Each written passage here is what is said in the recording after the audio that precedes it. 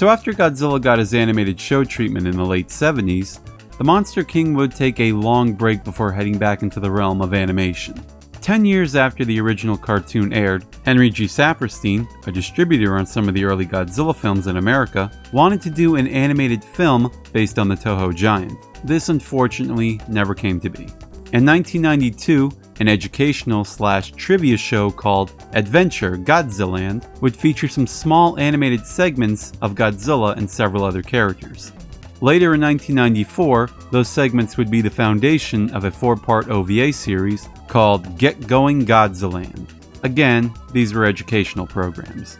Fast forward a bit to 1998, the year the first American Godzilla film would be released by TriStar Pictures. The advertisement was big, the excitement was felt, and fans, whether they hated it or not, were indeed curious on the picture. However, before the film's release, in fact several months at that, there was Sony Pictures Family Entertainment, who wanted to do an animated series to coincide with the new movie, due to having some success with their licensed properties getting the animated show treatment. Jeff Kline was the executive producer on the show and worked closely with both directors Dean Devlin and Roland Emmerich to get a feel on how both the movie and show can relate to one another. Jeff had later pitched the show to several studios before finally landing to Fox for their Saturday morning cartoon lineup, with a total of 40 episodes planned to air. With no time to waste, development on the cartoon began. Though there was a catch. The making of the show had to be kept secret. People assigned to the project had to sign non-disclosure statements and couldn't even see what the final design of Godzilla would even look like. Remember, this is months before the film's release. To help keep the secrecy, the team made it look like they were working on a show called Heat Seekers and would feature a giant monster called the Gorgon.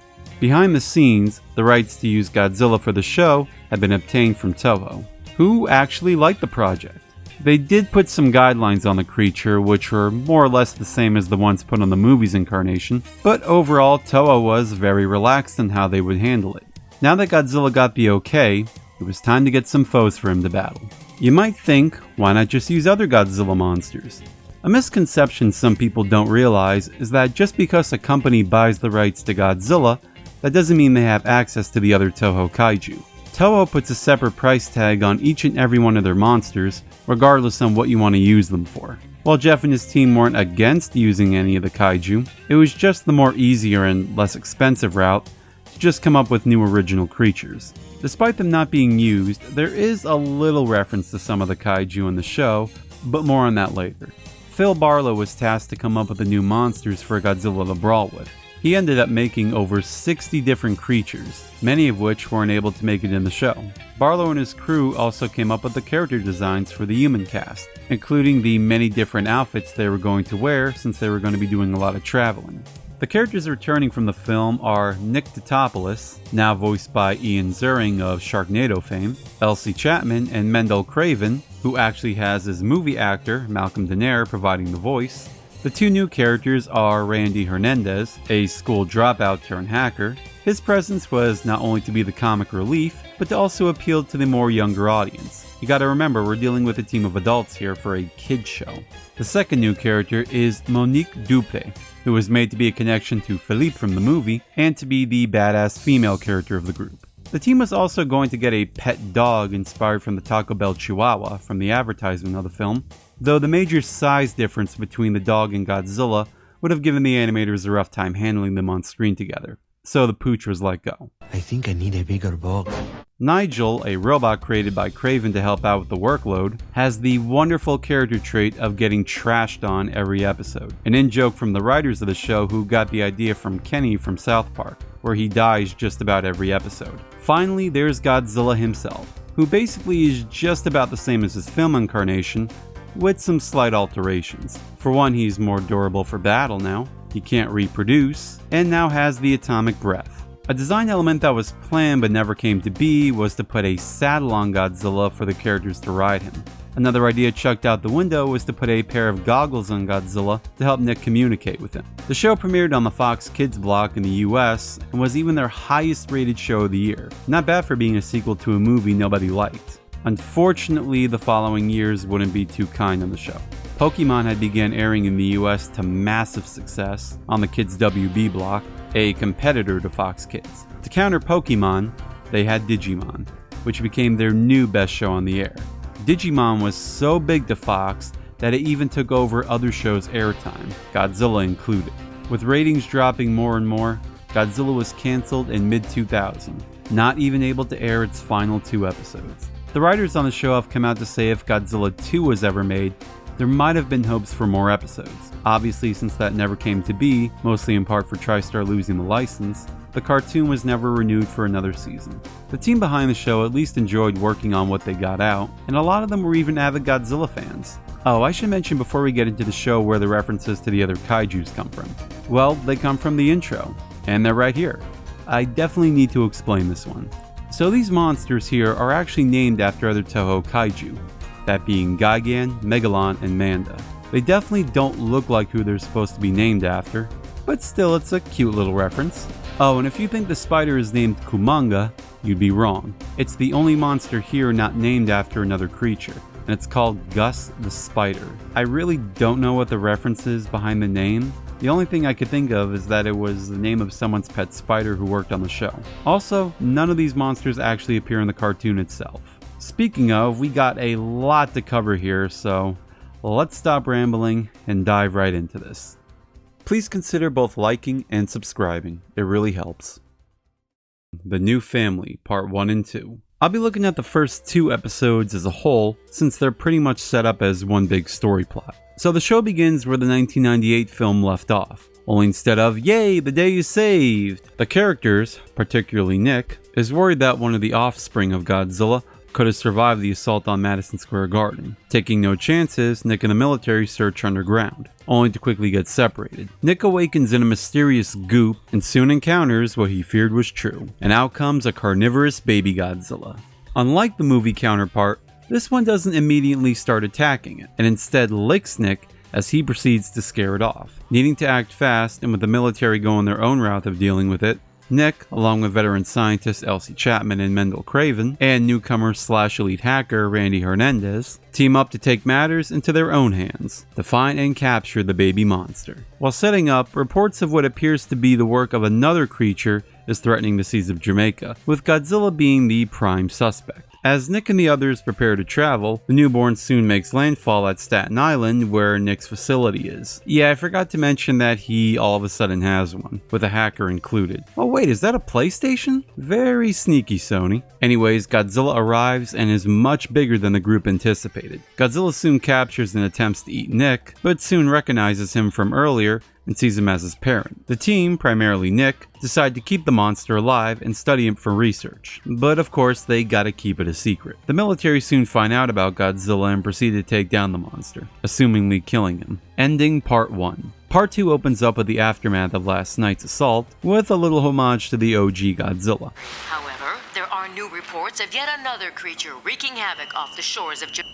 Hicks, who I forgot to mention has gone from colonel to major in military ranking, lets Nick off with a simple pat in the back, saying don't do this again. Having connections in high places really does pay off. The team decides to stick together and to continue their research on other mutations. Elsie, Craven, and Nigel go on ahead to Jamaica to find out what other creature is attacking people by going out at sea, which wasn't the brightest idea. Meanwhile, Nick and Randy encounter a secret agent hiding in the barracks, a woman named Monique, a secret agent assigned by Philippe and the one who called the military on Godzilla last night. Nick gets angry, Randy gets horny, and Monique gives them their own calico. Setting aside their differences for now, they decide to work together to find out what the other creature in Jamaica is. They find and save Group A, who is trapped and kept alive in a substance of tar, and soon encounter what made said goop, a race of giant squid. Hey, I wonder if Dr. Voltring is nearby. Godzilla rises from the dead and puts the squids in his place. And Monique figures he's not such a bad monster. Lucky it doesn't hold a grudge. They soon find the squids on shore and find that some were destroyed by Godzilla and the others were done in by something else. Enter Crustaceous Rex, who literally just comes out of nowhere. Turns out it was feeding on the tar done in by the squids,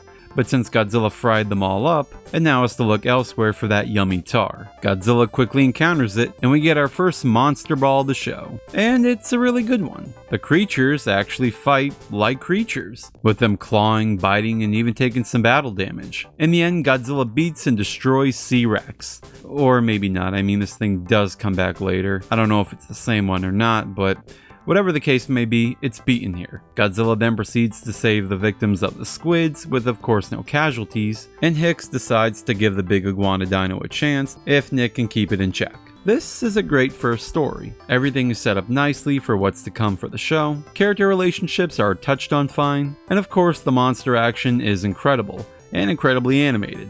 Only small complaint I have is that the C-Rex plot just kind of happens, without really any build up. But overall, this is a great start. 9 out of 10. Nigel death, I have no comment on. I mean, he gets trashed throughout both episodes, but he doesn't exactly get blown up or anything like that. In fact, in the end, he comes out fine. Don't worry though, as the next episodes are sure to deliver the robot's demise. Episode 3, Dead on Arrival. At least that's what I think it means. So Mexico is being under attack by a giant worm creature known as El Gusano Gigante, meaning giant worm. Also, does this thing remind anyone of the graboids from Tremors? I don't know, maybe it's just me. He arrives to investigate the area of an attack, and soon comes in contact with the big boy. Godzilla arrives to fight it, and so does the Mexican military. They shoot a bioweapon at both of them, which seems to power up El Gusano, but weaken Godzilla, who can barely make it back to the sea. Randy and Monique break into the military base to retrieve a sample of the bioweapon. After grabbing one, the gang soon find out that the sample is derived from a pollen, one that they find out is in a symbiotic loop with the plants and the worm, meaning the soil that El Gusano makes feeds the plants, and the plants feed it. Hence why the gas got El Gusano stronger earlier. They burn the plants, which leads out the worm. Kraven runs back to the ship and comes up with an antidote for Godzilla, which he succeeds in. Afterward, Godzilla comes back to fight and atomic breaths the worm down to whatever this is, saving all of Mexico. This one's a pretty decent episode, but the animation could definitely use some work in some areas. There's even a moment which you can actually see the storyboard for the episode. I thought this was only present in the DVD, but if you look at any TV rips, it's also there too. Also, I wonder if it's a strange coincidence that Godzilla's second opponent in another cartoon series happens to be a burrower. Anyway, despite the fine creature design, this is a pretty forgettable episode. A 4 out of 10. Nigel death gets a 5 out of 5. He's just doing medical readings in Godzilla's mouth, and when he gets crunched, he does this. Nigel, pull out now! 2%. I'm scoring it high because the build up on it is just funny how it plays out. Episode 4, Talkin' Trash. New York City is facing a massive garbage problem, so a man by the name of Felix Honecker is hired to come up with a solution to get rid of the trash problem, and he ends up creating a blob monster to consume all waste. Against his will, Dr. Honecker is forced to release the creature earlier than he had planned to, and it of course goes on a rampage. Oh, and look, Mayor Ebert's back. I thought the army destroyed Godzilla. It's New Jersey's problem now. And yes, if you're wondering, that is Michael Lerner doing the voice. The same man who played him in the movie. He comes to stop it with no luck. And of course Godzilla comes in for the rescue. Though Godzilla can't exactly stop it since it doesn't have a body. Some science lingo is thrown out, they find a weak point on the creature, and they of course save the day. The episode does have a bit of a slow start, but it picks up once the second half kicks in. I also like how the human characters are the ones to actually beat the monster here. Godzilla's really only here to hold it off, as the humans come up with the plan of action. Not a bad episode. 6 out of 10.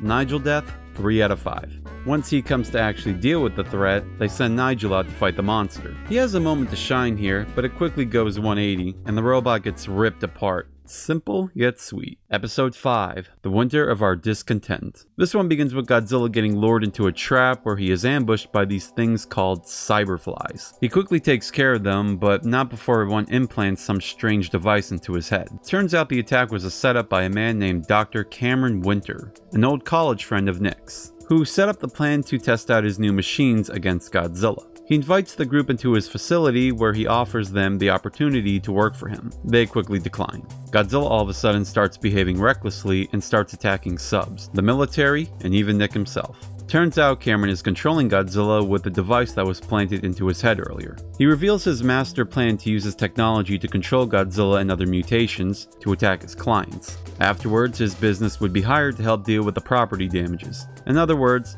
he plans on going from a billionaire to a trillionaire, and beyond. Not really the most in-depth villain. Anyways, Randy steps in to save the night thanks in part to his hacking skills. One thing I haven't mentioned yet is that this episode is very Randy focused. We found out that he was booted out of his fancy college because of his hacking skills, and has secretly been trying to better himself without his friends knowing, even if it means siding with Cameron. This could have been easily one of the best character-centric episodes of the show, developing great relationships between Randy and Nick, who has been there to help him out. Keep in mind I said could've, as this episode doesn't really dive deep into the subject matter all that well. In fact, there's no really good payoff for it here. Honestly, this could have really benefited in a two-parter to help give Randy's growth more room to grow, as doing it within a 20-minute show that has to have giant monster action just isn't enough time. Speaking of Godzilla action, it is amazing here. Not so much the battle with the flies, but with the military. It's the definite highlight of the episode, along with incorporating nice low angle shots to give depth to Godzilla's height. I want to be fair on this episode and give it a 6 out of 10. It has a good concept of one of its central characters, but it doesn't really go anywhere in the end. Along with a one-note billionaire villain who just wants more money for no reason but. Nigel Death sadly gets a 1 out of 5. He surfaces after failing to remove the device in Godzilla's ear, only to short circuit and sink to the bottom of the ocean. Kind of a lame death. Episode 6, Cat and Mouse. The premise of this episode is that giant mutated rats are invading the empty streets of New York City. Godzilla, just for the hell of it, goes on a hunting spree throughout empty New York to take down the rats. While doing so, he's kind of tearing the town up. I should note the city was not evacuated till later in the episode, so I wonder how many off-screen deaths he's committing. Mayor Ebert, who has now dyed his hair and mustache, orders the immediate destruction of Godzilla by way of the Air Force, similar to the movie. Nick argues that he and his team can get rid of the rats, which will calm Godzilla down and force him to leave. While investigating underground, they get ambushed and get taken to the rat's hive to become the rodent's next meal. Oh, I forgot to mention there are these poachers here too, but they don't matter. Anyway, Godzilla tunnels his way to the rat hideout, saving Nick and the others and drowning all the overgrown vermin. And I guess at this point, everyone is just fine and dandy with Godzilla living in New York. This is an okay episode, but it's kind of forgettable. I thought this would be a Monique episode because the spotlight is on her a lot in the beginning, but it overall comes to her just saying that the team's not so bad after all. Oh, also, if you're a Nick and Audrey shipper, you might like this episode. You know, if you're into shipping cartoon characters. 5 out of 10. Nigel Death, again, 1 out of 5. All it is that the rats find him off screen and drag him back to their lair. He's a little torn up, but overall, another lame death. Episode 7, What Dreams May Come. So a giant electric type Pokemon called the Crackler appears out of nowhere and starts terrorizing very specific places that a man named Sidney Walker has connections to. After he investigates, they find out that Walker actually can manifest the Crackler from his anger, along with wearing a very special amplifier that I guess can manifest a giant monster. Okay, there's a little more science lingo to it than that, but I'm not the brightest when it comes to explaining that stuff, so take my basic explanation with a grain of salt. Anyway, the G-Man arrives to hold back the creature until Walker lets out all his anger, which he does because of Randy yelling at him over the Mets, causing the electric beast to disappear for good. I really do like this episode a lot, and I especially like the Crackler's design. He has a really cool appearance with neat powers to boot. Some could say he's a bit of a reference to Barbera because of how they're both dream creatures, both use electric powers, and both have a bluish color scheme. 9 out of 10. Nigel Death, 5 out of 5. This ranks high because of how over the top it is. Nigel's just getting readings on the Crackler when he gets himself trapped between a fence and his attack. Boom! What a way to go. Episode 8, Leviathan. This one starts us with a small group of unarmed and very unprepared scientists exploring an alien spaceship that has been stuck at the bottom of the ocean for over 10 million years. No surprise, they get captured. In comes heat. The team, at force, dives themselves to the bottom of the ocean to find out what happened to the scientists. Along the way, they're attacked by a type of sea dinosaur called Cryptocolytus. Godzilla fends it off while the crew get to the alien ship. Inside they encounter these dino guard dogs, and one of the scientists named Proloran, who the crew soon find out that he is aiding the aliens with human technology, who I gotta say have a very creepy look to them. I really dig the design on these things. Anyway, everyone but Kraven gets caught and tortured, while Kraven gets an offer to help the spaceman with his knowledge. He accepts, but quickly changes his mind and uses Nigel as both a saboteur and a sacrifice to help him and everyone escape. I guess I'll say it now that Nigel's death gets another 5 out of 5 here. Anyway, everyone but Proloran gets inside an escape pod. They encounter the sea dinos again, but Godzilla chases them off.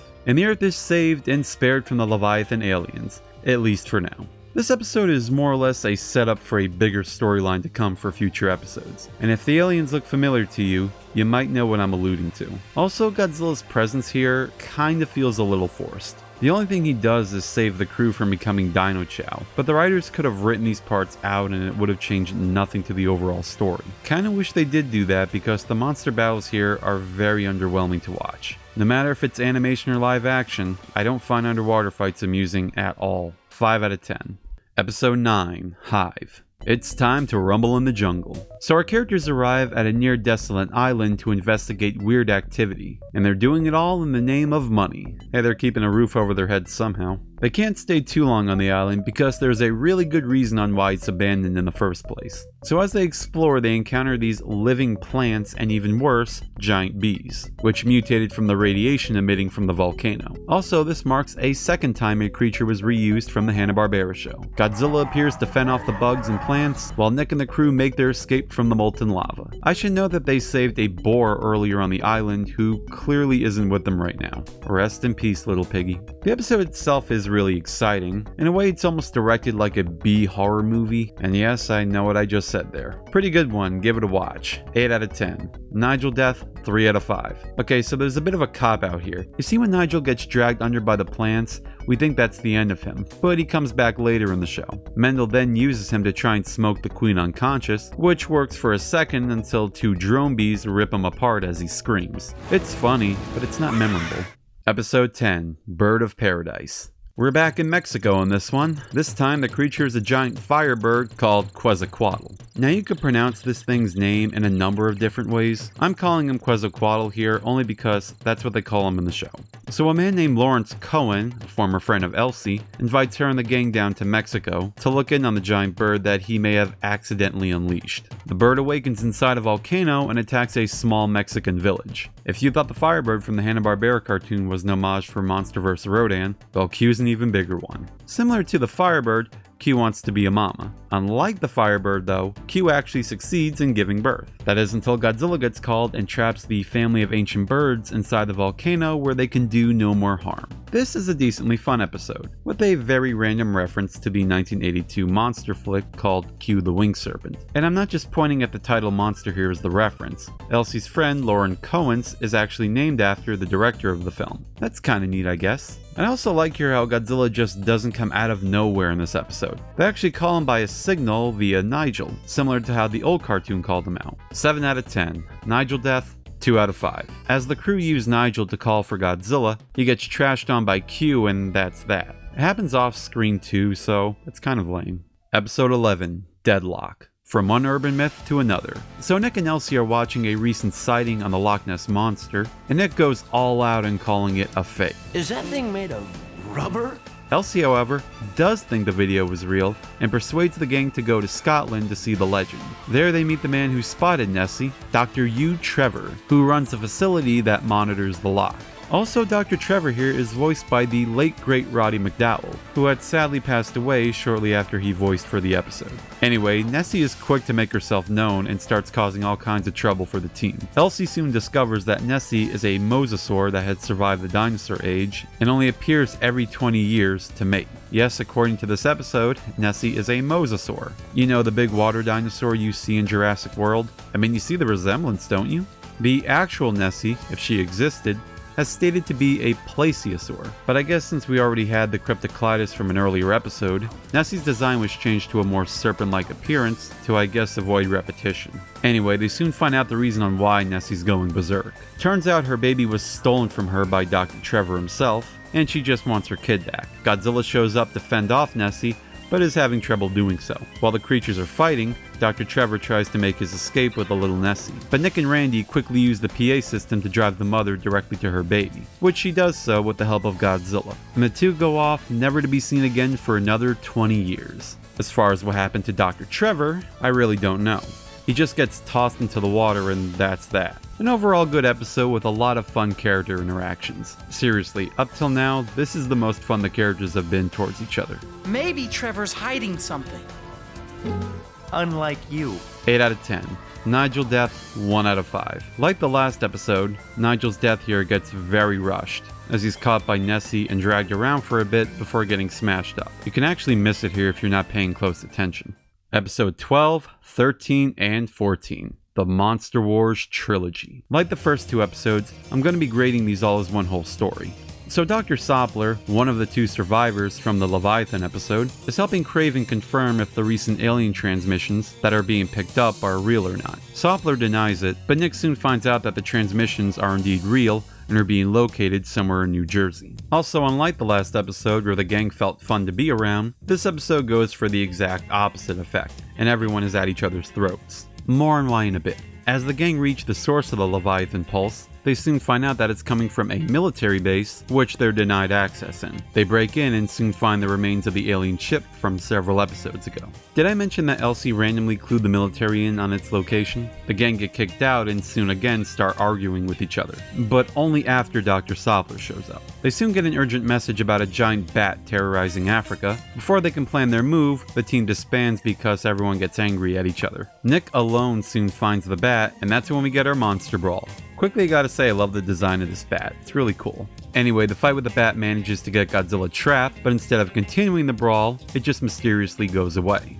Godzilla gets free, and the gang soon realize that they only seem to be arguing with each other, only when Dr. Soppler's around. Nick, Craven, and Nigel, whom I didn't know could do this, spies on the military base and sees Dr. Soppler there, complete with glowing green eyes. It mentions that all the Leviathan technology was moved to a place called Site Omega. We then see Hicks and the rest of the military now under control by the aliens, and even more of a wow moment is when we see that all of Earth's monsters are under alien control as well. Ending part 1. This is how you do a cliffhanger. The ending gives me chills every time I view it. It's a fantastic start to the trilogy. Part 2 starts us with Monique and Randy trailing the bat. Along the way, they soon encounter a cryptoclydus, and both giants under alien control want to kill them. Randy messes with the bat's frequency and gets it to fight the sea dino. However, both soon regain control and continue heading towards Site Omega, with Monique and Randy continuing to follow them. Meanwhile, Nick and Craven stumble across the old Godzilla from the movie, now revived as a cyborg from the Leviathan aliens. It soon chases them down until it encounters Godzilla. Before the two can fight, Godzilla starts behaving odd around the cyber Godzilla. Underneath all that metal,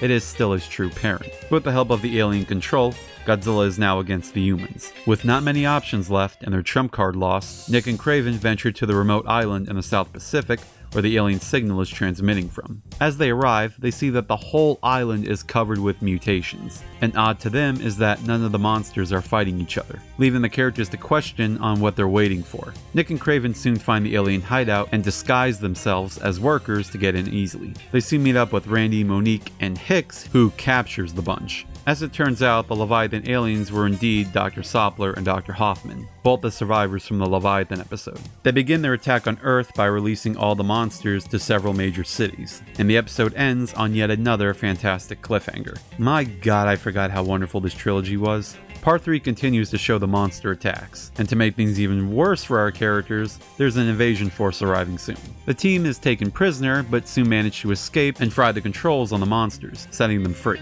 causing them to fight back against the aliens. Did I mention how much I love this trilogy? Cyber Godzilla gets called to the island to take care of the bat whom is attacking the mother base, and does so with little to no effort. Godzilla soon arrives and makes the decision to team back up with humanity. However, it's Godzilla versus Cyber Godzilla, who has an army of aliens with him. Nick and the gang get on board a ship to help out Big G, and while out, they set Hicks and the other soldiers free of control. Cyber Daddy gets taken down, the aliens retreat, and the world is saved. The plot here is clearly a love letter to destroy all monsters, and quite a poetic one at that. with nice little homages here and there. I haven't seen these episodes in so long, and rewatching them now to coincide with this marathon only made me love them more. You know, now that I'm old enough to understand what's completely going on. It really goes to show what great things the writers could come up with when they break out of that 20-minute time gap. And I love how these are essentially a sequel to an episode that aired weeks prior to this one, giving it that real-time feel when you realize the aliens have been planning their attack while prior episodes were happening. Entertainment value was very high on these ones. There always seems to be something new happening around every corner to keep the pacing of the show very fresh. Sadly though, it doesn't get any better than this for the remainder of the show. Not to say there are bad episodes ahead, there are definitely some 10 out of 10 ones coming up, but they just don't have that derivative storytelling that this one told. Still, it was nice while it lasted. 10 out of 10. Nigel's death gets a 3 out of 5. He's basically used as a decoy while Nick and Kraven make their escape from Godzilla, who simply steps on him. It's an okay death, I guess. Episode 15, Competition. So the gang get word that a giant monster is wreaking havoc in Japan. What's new, right? They come across an abandoned village where they get and find samples of 2 different creatures. They soon encounter one of them, a giant Yeti monster that pops out of nowhere and attacks them. However, Godzilla comes to the rescue.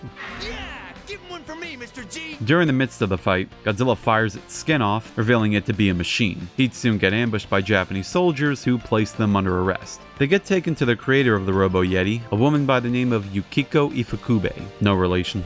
Nick and the others try to persuade her that Godzilla wouldn't attack Japan, but even so, she believes all monsters should be destroyed. They soon get ambushed themselves by the real threat, a giant king cobra who spits out super glue, I guess. It takes out the robot, blinds Godzilla, and the two take their battle to Tokyo. Dr. Ifukube, that's so weird saying that, and he put aside their differences to work together, thus getting Robo Yeti back into the action. It comes to aid Godzilla and saves the people, but it doesn't last long. Godzilla does eventually get his sight back and quickly takes out the Cobra and saves all Japan. This is a simple, fun episode, with many homages dedicated to the Godzilla franchise. It's Godzilla! Such an imagination, Yukio. What would Godzilla be doing in Japan? That's a good question. I don't know. A minor gripe with this one is that the episode as a whole has a bit of a rough feel to it. You might notice it with Godzilla's first encounter with the Yeti, with the battle looking like it's like 5 frames per second. Despite that, this one's worth a watch. 9 out of 10. Nigel death, 4 out of 5. He gets trashed a bit by the Robo Yeti early on, but comes out okay, until later when he's used to power it back up and accidentally gets crushed. Nigel! No! Episode 16, Freeze. So this one begins with employees of a company called Com Oil getting attacked by something in Antarctica. Audrey is invited by Chad Gordon, Com Oil representative, to get an exclusive story on the situation, and for him to get somewhere else. Nick gets jealous and forces the team to go with him. Once they get there, they encounter these underground mammals called ice boars, which are a type of mole creature mutated from radiation. They catch a baby one, but it somehow escapes Chad. Adult ones now come in, and soon does Godzilla to fight them, but that doesn't go well for him. They then try to contact Hicks, but the radio isn't working. Chad. Okay, so if you couldn't guess, Chad and his team were originally tasked to this operation to make sure the area was safe for drilling, otherwise Com Oil's stocks would plummet. Okay, that's understandable, but if giant monsters are digging around your safe zone, I think you're kinda screwed either way. Anyway, Elsie comes up with the idea to beat the boars by lowering their body temperatures with liquid nitrogen. There's a lot more science behind it than that, but that's really all you need to know. All that high school science I took is proving pretty useless these days. Godzilla comes back to help finish the job, and everyone from the beginning is said to be okay, ending on a happy note, except for the ice boars who are most likely extinct now. Oh, and Randy had this wager going on about him not eating sweets for a day, which amounts to nothing for the plot. Honestly, I was kind of bored with this episode. It's not a bad one by any means, but it's one I won't really be rewatching anytime soon. I just don't care for when Godzilla battles smaller monsters that are in packs. I find it kind of annoying because the fight choreography just becomes smaller creatures piling on Godzilla, and Godzilla tries to get them off. It's even worse in this show since they're not going to show blood on Godzilla, so it's like nothing's even happening. 4 out of 10. Nigel death, 2 out of 5. He gets crushed by an ice boar for really no reason. Episode 17, Bug Out. Like the start of the last episode, which I failed to mention, Godzilla has begun doing reckless attacks along the shores of New York, and Nick doesn't seem to know why. On top of that, the characters are just now complaining all about the collateral damage Godzilla causes whenever he fights a mutation. It also doesn't help Nick's girlfriend calls Godzilla out on this. We're on what, episode 15 now? And all of a sudden Godzilla doing this has now just become an issue? Anyways, the United Nations contacts Heat into investigating a Brazilian rainforest about some giant bugs. Yeah, we're on giant bugs again. They arrive and soon find themselves surrounded by giant termites. With not much choice, they call Godzilla. And what we see next is a rare moment in the show, and where we get to see Godzilla actually killing his opponents. Of course, in this episode, while he's doing so, he also burns the forest by accident. The termites just crawl on him and do nothing really, except get him itchy as all hell I can imagine, causing him to retreat. You see what I mean by smaller monsters fighting him? The following morning after the convenient rain shower, the team find the Hive, find the Queen, and nuke her abdomen into next year, marking another victory for the human characters beating the monster, which is always refreshing to see. Oh, and apparently Godzilla's outbursts were caused by a minor chemical imbalance. In other words, he's doing okay now. I honestly wish this episode would have dealt more with Godzilla's violent actions on humanity. I felt we could have gone to interesting places there. A 5 out of 10. Nigel death, 1 out of 5. Though Nigel makes it unscathed at the end of the day, at least I think, he apparently got trashed 3 times when Godzilla was going crazy at the beginning of the episode. Off screen, of course. Hence why I'm scoring it so low here. Episode 18, Website. Hope you don't have arachnophobia when watching this one. So last episode it was the UN who contacted about the problem. This time it's the White House who's offering for assistance in South Africa. Who's next? Jesus asking for help in Detroit? Anyway, they soon arrive and find Hicks and the military there. And it seems all the guns have been upgraded to lasers. I'm honestly surprised the show made it this far in without any complaints about that. While searching for their creature problem, they notice many big spiders roaming around. A little too many at that. They soon get ambushed by tons of the creepy crawlies and are forced to retreat. While recuperating, they soon find out that the spiders are a new type of widow species that's completely inhabited the island, causing the military to try and eradicate them all by dousing the whole land with pesticide. Which looks like it works, but it only gets the attention of the queen spider, who isn't happy. Godzilla gets called to battle it with Kraven's new communication device, which also seems to send him back mid-battle. The team soon discover that the insects can reproduce asexually, like the first Godzilla did, and need to act fast to stop them. Randy knocks down one of the specimens, which actually made me jump for some reason, I'm not gonna lie there. He catches it and soon discovers that the flower pollen can paralyze them. They then gather enough pollen to create one big bomb. They take it right to the spider's den, while having Godzilla keep Mommy Longlegs busy. They detonate it and the whole world is saved. Unironically, both the cartoons use a widow-type spider to be the giant that battles Godzilla, except this one actually looks threatening, while the other always looked like he was having a lousy day. This episode also seems to be the breaking point to where the series gets a little censored now. As I mentioned, with the guns now being lasers, and the words death, die, and kill are no longer used, at least not abruptly anymore. Still, I rank this one up high. Any story with giant spiders always manages to keep my attention. 9 out of 10. Nigel death gets no rating. He doesn't even appear in this episode. So, moving on. Episode 19, An Early Frost. So Godzilla supposedly is rampaging throughout the streets of New York. Hicks notifies Heat that the military now has to go on the offensive to try and get rid of Godzilla. Nick, Elsie, and Kraven are assigned to go along with them, while Randy and Monique stay behind and, oh look, it's Philippe. Yes, Frenchie's returned to try and wipe Godzilla out himself. Back with Group A, Godzilla arrives with a huge fog bank around him and walks into the empty streets of New York. They soon find him thanks to Nigel, but as it turns out, it's not him. It's a weird-looking green creature called the Chameleon. Nick finds the creature's movements very odd and soon discovers a transmitter on the monster and realizes this whole creature is Cameron Winters doing. Yes, Winters is back. His plan was to frame Godzilla and send his chameleon out to fight and kill him, to get the idea to other countries about the chameleon and wanting one of their own.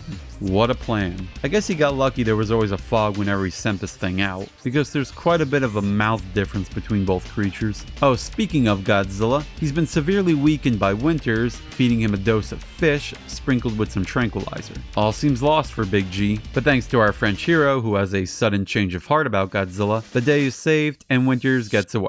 Honestly, this is a very average episode. It's nice that the show has a reoccurring human villain, but Winters just comes off as a mustache-twirling bad guy of the week. His whole goal in this is just to get rich, even though it already seems like he's loaded enough. I mean, how insanely bored must you be to build a giant monster? Isn't that enough to get people's attention? 6 out of 10. Nigel death, 4 out of 5. It's kind of an average blow since he only gets crushed by rocks, but the unexpected scream made me laugh, so it gets some points for that. Episode 20, Juggernaut. Before starting, I should mention this episode is actually in memory of someone, which is always sad to see. Anyway, the episode opens up with a strange alien creature coming from space and absorbing all the mechanical devices. He gets word of it and tries to find out how to stop it. Meanwhile, in the B-plot, Elsie gets an invite to her high school reunion, but she couldn't care less to find out how more successful her classmates are doing compared to her. Hey, I can relate to that. The alien swallows Craven, who finds out the creature is hacking the internet and learning everything about mankind. Why it cares to know is a bit of a mystery and is one of the things that makes it terrifying. It makes its way to Fort Mackenzie, where it apparently houses a nuclear weapon. The thing plans to launch the missile at Baghdad, where doing so would cause a chain reaction amongst the nations, causing a nuclear fallout. Kaboom! The Earth better bundle up for a long nuclear winter. It battles both the military and Godzilla, but both are unable to stop it. But thanks to the efforts of everyone except for Nick, who has been complaining the entire run, the creature gets strapped to the missile and launched into space, where it is blown to smithereens. A fine little episode with a very chilling monster villain. The whereabouts of this thing never go explained, and so is the reason on why it wants to wipe out humanity, leaving a lot of mystery behind it. Also, while the B-plot most of the time doesn't have any relevance to the overall story, with this one being no exception, it's at least nice that it centers around Elsie. I could say at this point that she is easily my favorite character of the group, and at times she can even feel the most relatable. There's also a lot of cool action and thrilling moments in this episode, so go watch it. 10 out of 10. Nigel death is nothing again. He makes it out okay in this one too. Episode 21, Trust No One. This episode begins with a treasure hunter exploring an abandoned lab in New Guinea. Upon searching, he accidentally unleashes a weird creature dubbed the Mimic, which can copy any living organism with just a single DNA sample. Back with Heat, Monique encounters Philippe, who informs her on the matter. Turns out the Mimic was created as part of a breeding experiment gone unresolved, with 2 specimens created and separated from each other on a desolate island. With the one now free, it's only a matter of time before it tracks down its mate and begins reproducing. Also, this is Philippe's last appearance in the show, so it was nice while it lasted. Monique then turns to the rest of the group, who take on the operation to exterminate the Mimic. And what follows next is pretty much a representation on the John Carpenter horror film The Thing, in which a group of scientists are being picked off one by an alien creature who is able to take on the appearance of any living life form and mimic it to near perfection. Of course, being a kid's cartoon, it doesn't follow the exact attributes the horror movie does, but this episode does carry that thrilling sensation to that of the movie. Once the group get to the island, they sometimes feel like they're being watched.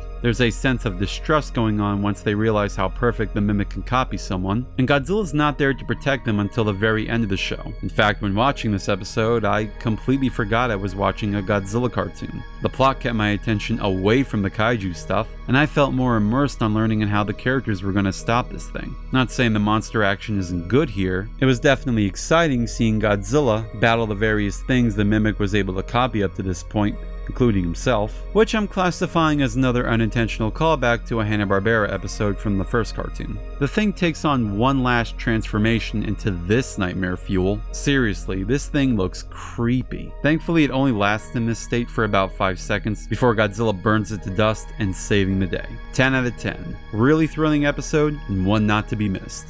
Nigel death, I can't really give one here. I mean, he gets beat up on here, but it's not really the same. Anyways, that'll do it for Season 1. Look forward to Season 2 in a future video, and I thank you all for watching. Eliminate them. Of mind benders and Mondo monsters. No! Has taken nearly total control of the planet. Collide with the spellbinding conclusions of Godzilla's Mega Monster War. Ooh. On Godzilla, next Saturday morning at 9, only on Fox Kids.